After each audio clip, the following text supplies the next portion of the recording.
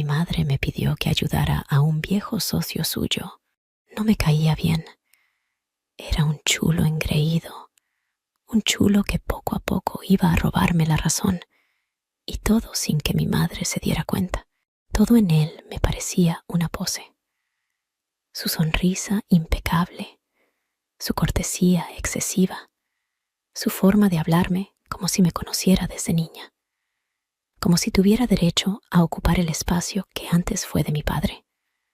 Lo odié desde el momento en que cruzó el umbral de nuestra casa con su maletín de cuero y su aroma a colonia cara, como si el aire le perteneciera, hasta que llegó esa tarde. Yo solo fui a su estudio porque mamá insistió. Ayúdalo con esos informes, está desbordado. Lo encontré sin esa compostura pulida de siempre, con el cabello algo desordenado y la camisa arrugada. Tenía los antebrazos descubiertos, escribía a mano sobre papeles desordenados y por un instante dejó de parecerme un intruso. Dejó de ser la fachada elegante.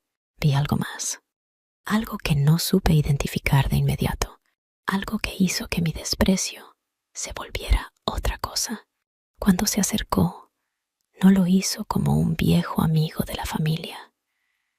Lo hizo como un hombre que olía a whisky y papel viejo, con manos grandes y marcadas por el tiempo, y una voz más baja de lo habitual, más peligrosa. Contadora, susurró. Así solía llamarme, medio en broma, desde que supo que estudiaba economía. Pero esa vez, el apodo tuvo filo. Fui a su casa días después. No tenía sentido. O quizás tenía demasiado, pero mejor empiezo desde el principio. Se llamaba Marcos Luján, el hombre que mamá conoció hace años en una cena de negocios. El que alguna vez durmió en nuestra casa cuando viajaban juntos por conferencias. El que, tras el divorcio con papá, empezó a aparecer más seguido, con esa sonrisa suya que hacía que incluso nuestras vecinas se arreglaran el escote para barrer la vereda. El que, desde el primer día, me llamó contadora, con una voz que no debía hacerme sentir como me hacía sentir. Nuestra casa, la misma de siempre, empezó a llenarse de detalles suyos. Su café importado, sus notas adhesivas sobre balances pegadas al refrigerador, sus carpetas en la mesa del comedor y su estudio, un cuarto que antes estaba cerrado y ahora parecía el interior de un club inglés. Paredes oscuras, olor a cuero y madera, mapas antiguos enmarcados, silencio y secretos. La tarde en que crucé esa puerta, el ambiente me envolvió como un lugar fuera del tiempo. Allí estaba él, Marcos. 50 años, sí, pero con una vitalidad serena que hacía que mis compañeros de facultad me parecieran aún más inmaduros. Ni guapo ni joven, pero tenía presencia, una que ocupaba todo el aire. Contadora, dijo al notar que dudaba en el umbral. El apodo ya no sonó académico. Pasa, tengo los estados de cuenta listos, o eso creo. Entré. La habitación era más cálida que el resto de la casa. No había calefacción, solo la tibieza de un cuerpo que llevaba horas allí, concentrado, bebiendo algo fuerte. Me fijé en su camisa arremangada, en cómo se tensaban las venas de sus manos cuando sujetaba la copa, en la sombra de su mandíbula bajo la luz tenue. «¿No fuiste a la reunión del viernes?», dijo sin mirarme, trazando un círculo con el borde del vaso sobre el escritorio. Tenía cosas que hacer.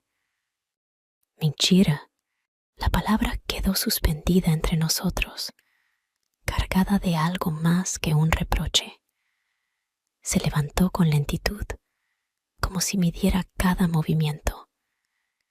Tomó una hoja del escritorio, pero en lugar de entregármela de inmediato, se detuvo frente a mí, demasiado cerca. Esto no está bien, murmuró, señalando una cifra con el dedo. Su voz era baja, casi íntima. Déjame mostrarte cómo corregirlo. Me incliné hacia el papel, pero él no se apartó. Su brazo rozó el mío al guiar mi mano, como si el error necesitara de su guía, como si el papel no fuera más que una excusa. El contacto duró 1 segundo, 2 tal vez, pero el aire se volvió espeso, cargado de algo que no se nombraba. Lo supe, él también lo supo. Y sin embargo, ninguno dio el paso atrás. Los días siguientes se hicieron más densos, más cargados. Las cenas eran campos minados de miradas que no debían durar tanto. Los roces, los silencios, los dobles sentidos, todo se volvió turbio. Y luego, una noche pasó. No lo planeamos, ni siquiera lo buscamos. Fue como si el aire entre nosotros, cargado de silencios y miradas que nunca debieron cruzarse, finalmente cediera bajo el peso de lo no dicho. Él había llegado tarde, con los nudillos blancos alrededor de una carpeta de trabajo, la voz ronca de cansancio o de algo más oscuro. Necesito que revises esto, dijo, pero sus ojos dijeron otra cosa. Y yo, que siempre había sabido medir las distancias, esa vez las rompí sin pensarlo. No hubo palabras, solo manos que buscaron donde no debían, bocas que callaron mentiras en piel ajena, un gemido ahogado contra mi cuello que sonó a derrota. Fue fuego, fue rabia, fue culpa y deseo revueltos en un mismo aliento, en una misma marca que al día siguiente intentaría ocultar bajo el cuello de la blusa. Y después, el silencio. Él se vistió sin mirarme, recogió sus cosas como si nada hubiera pasado, como si no acabáramos de romper algo que nunca podríamos reparar. No hablamos de ello al día siguiente, ni nunca, pero yo no sentí orgullo, sentí algo peor, adicción, la manera en que su respiración se cortaba cuando mis dedos encontraban su costilla, el modo en que su voz se quebraba al murmurar mi nombre, como si fuera una maldición. Y lo peor de todo, saber que, si volvía a pedírmelo, aunque fuera con un simple «quédate», yo caería otra vez. Porque el infierno no siempre huele a azufre.